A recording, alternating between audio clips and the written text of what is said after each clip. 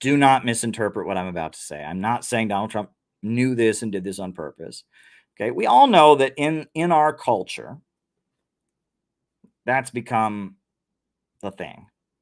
Black power, you know, and everybody uses it. Rock stars do it before their concerts. The CIA, when they tried to overthrow Slobodan Milosevic, they formed Otpor, which was like the resistance, and their symbol was just a big fist, right? It has all kinds of different meanings now. Where does it come from, though? What is the origin of that? The Jewish Defense League, the JDL, they did this. You know, it has all kinds of different meaning. You know, the fist salute, the power salute, right? So Donald Trump did that, and his supporters did it back to him.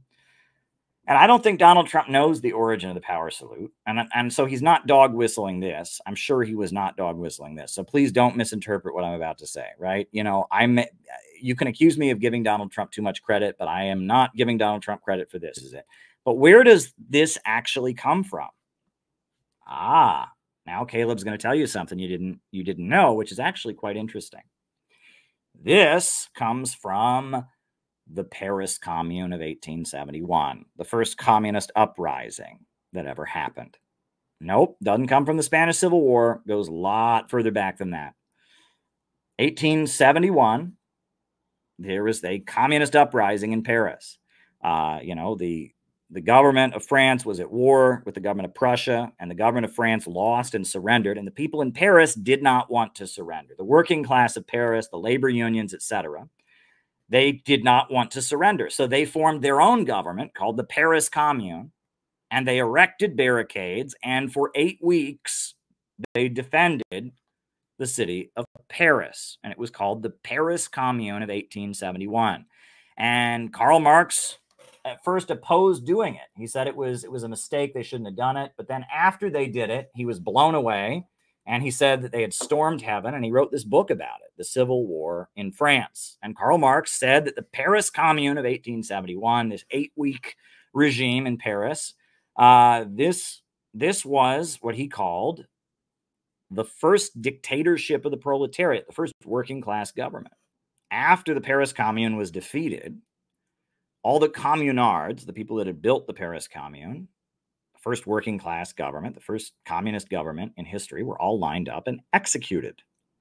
One by one, they were shot, and thousands of them. And some of the people that were being executed had the idea that before they got shot, they would do this. And why? Because so when they faced the firing squad, they would do this. They would have their hand, their fist next to their ear, kind of like this. And then they would shoot them, and then they would dump their body in the grave. And then something happens when you die. Your body, your muscles release. And so what happened was, after these people's bodies were dumped into the grave, their muscles would release, rigorous mortem, and their fists would come up out of the ground.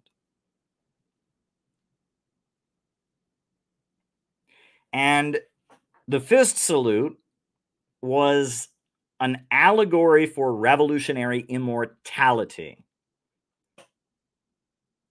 And the symbol of the Paris Commune was all these dead people's fists coming up out of the ground like this. It was like, we may have died, but our revolutionary spirit lives on. And that is why communists started using the fist salute. Social Democrats and then communists started using the fist salute. It stands for immortality. It stands for, you may kill us today, but we will come back. We will return. That's what it comes from, right? And sometimes you see it like this, right? People do both. They do this and they do this, right? They're both kind of the same thing, because the idea is after you're dead.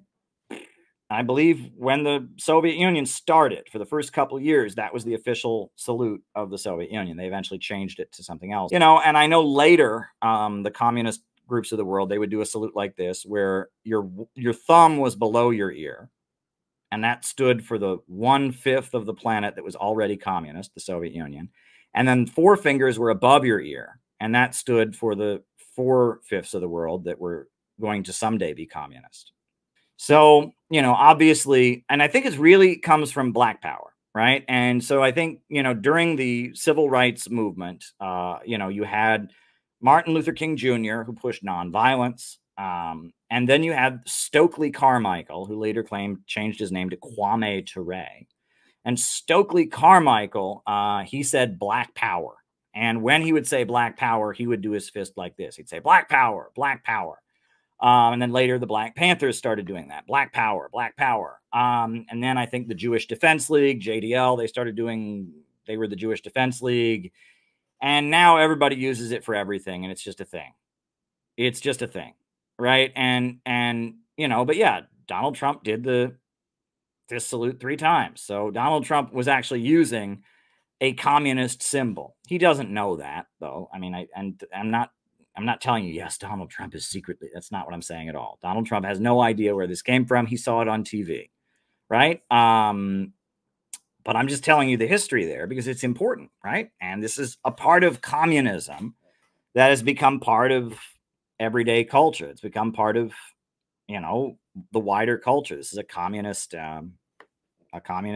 thing.